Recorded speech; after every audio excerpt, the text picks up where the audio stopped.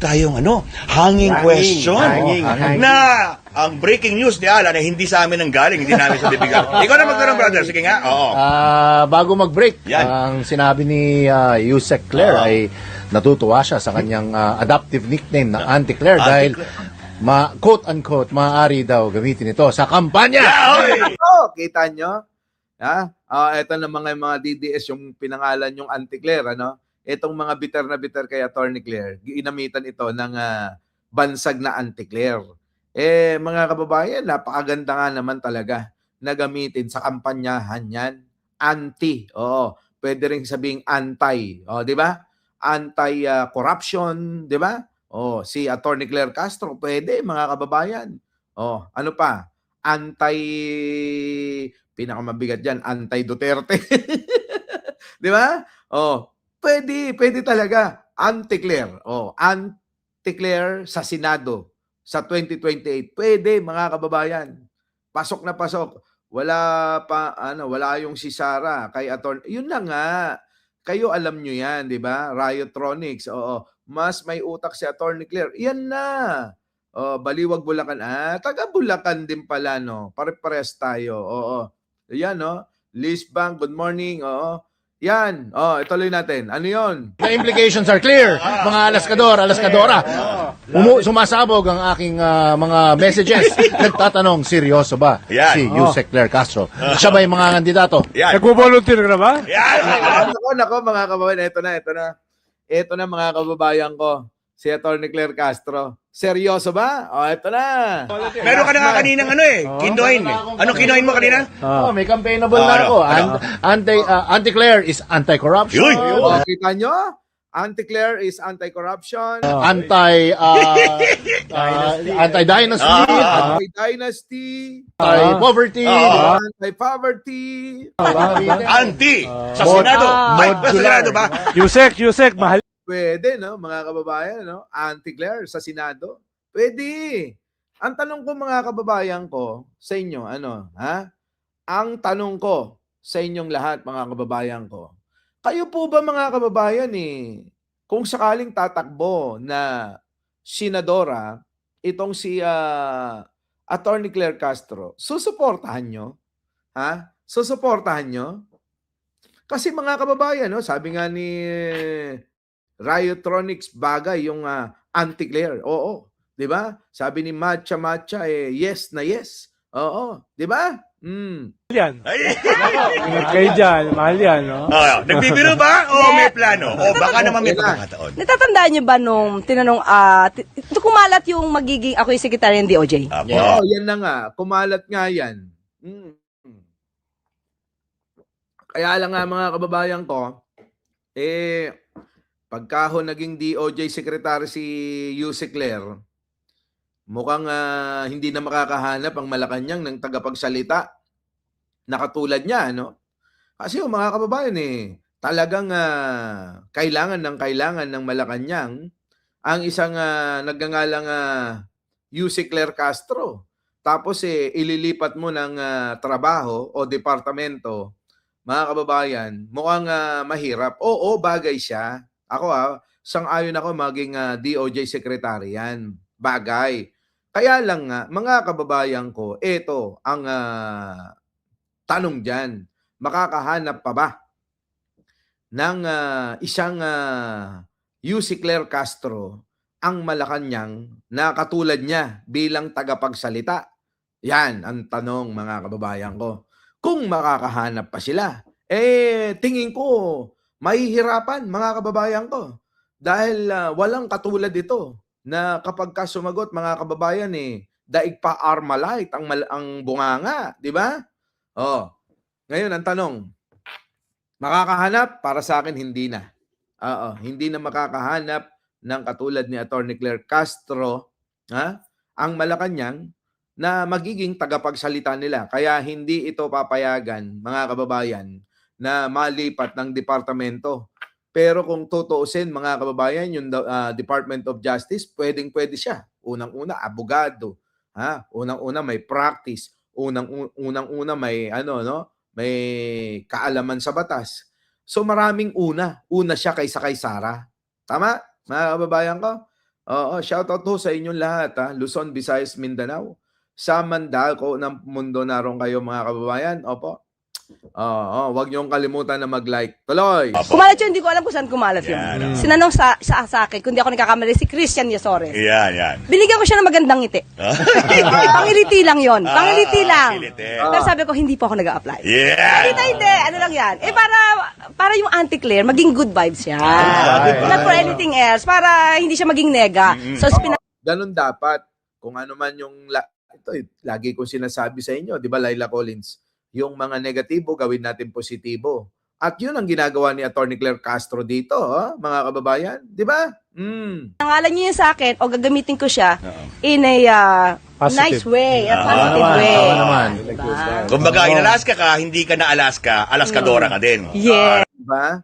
Ina-Alaska ka, ano ba namang klase kasing banat yon, mga kababayan? Ano bang klaseng banat yung Anti-Claire? Banat na ba yun, mga kababayan ko, sa inyo? Banat na para sa mga DDS yun. Banat na para sa, grupo nila Libayan, yung Anti-Claire. Pero mga kababayan ko, walang kadating-dating. At ngayon, eto na nga, maaari pang gamitin ni Atty. Claire Castro yung Anti-Claire para sa Senado, di ba, mga kababayan ko? Ang galing. Di ba? Ang galing. Parang walang yan eh. Parang Sen Edu. Naniniwala sila, tatakbo ko. Nung gagawin ko, makikipagdebate ako kay Robin Hood Padilla. May limits naman yung aking intelligence. Talaga. Kita nyo naman, mga kababayan, na saan ka na naman. Syempre, ikaw naman.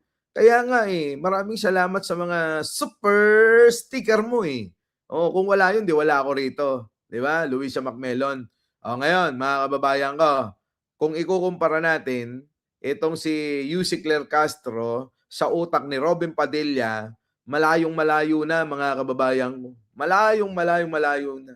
Malayo ako sa Amerika, ha? Baka madaig ka niya. Kaya nga, alam ko yung limitasyon ko eh.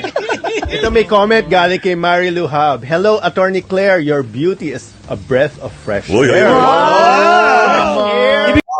Di ba? Hindi rin nakakahiya yung magiging senadora natin. May itsura, mga kababayan. Di ba? Kung ikukumpara nyo naman kay Binay at saka kay Villar. Etong Cynthia Villar. Kung ikukumpara nyo naman kay Yusek Claire Castro, di malayong may itsura naman si Yusek Claire Castro. Kung ikukumpara nyo naman kay Nancy Binay, mga kababayan ko, na isang baluga rin na ngayon nagkakaroon ng issue sa pagnanakaw, mga kababayan, malayong-malayo rin. Di po ba? Kanino nyo pa ikukumpara? Kung ikukumpara nyo naman siya sa ganda naman ni Risa Hontiveros, abay, habol na habol talaga. Di ba, mga kababayan ko? Sino pa? Si Amy. Wala na. Hindi na tayo mag-uusap dyan. Kung Amy, Atty. Claire Castro lang, kita nyo naman ang mukha ni Atty. Claire Castro, hindi na retoke. Walang formalin ng pagmumukha. Di ba? Hindi na botox, hindi na filler. Pero kita nyo naman, malayong-malayo kung mukha lang ni Amy Marcos naman. Ang alin? Ang pagbabasihan. Di ba? Yun, mga kababayan ko. Wala. Maraming tatalunin ito. Kung beauty pageant, mga kababayan, baka manalo pa yan. Sino pa, mga kababayan? Ikumpara ninyo. Wala na. Mga kababayan, kung Marcoleta lang at saka Atty. Claire Castro naman. Kita nyo naman, ibang-iba pa rin. Dahil itong si Atty. Claire Castro, ang nais nito, magsilbi, magtrabaho. Pero yung iba kasi dyan, mga kababayan, walang ginawa, kundi mandaya, mamulitika. Tandaan nyo, mga kababayan, kapag nandadaya yan, ng SOSE, ng SALN, pamumulitika lang ang gusto niyan. Magnanakaw at magnanakaw yan. Tama? Kung yan nga lang, mga kababayan, SALN at saka SOSE mo, nilolokot dinadaya mo, ang intention mo, mangloko at magnakaw talaga. Magpayaman ka rin sa gobyerno. Ganun lang ho yan, mga kababayan. Tuloy. Ibig sabihin nun, ugly tayo lahat. Parang yun ang dating Coming from you, Tito. Bago ako umupo, di ba? Sabi ko, may request ako. Dagdagan ng ilaw. Kasi para mas fresh. Pero hindi ka, stranger to this studio kasi ang haba din ng panahon mo dito bilang broadcaster. More than 10 years. Na-awardan ako dito nung pandemic. Ika-10th year ko. Di ba? Oo. So, Isa pa yan, mga kababayan, ha? Batikang newscaster din ang ating Yusek Claire Castro. Kaya sanay sa tao, makipag-usap, makipagtalastasan kahit sino ka pa. Kahit anong lingwahe ang gamitin ni Yusek Claire Castro, kayang-kaya.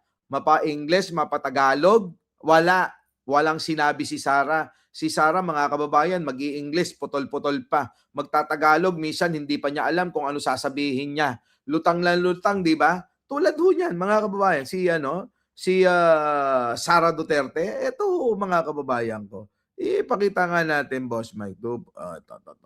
Tignan nyo, mga kababayan, ha? Ito yung sinasabi natin madalas na talagang malayo, mga kababayan ko. Malayo. Kung si Sara Duterte lang ikukumpara si Yusek Claire Castro. Ha? 'Di ba? Tama ba, mga kababayan ko? Kayo ang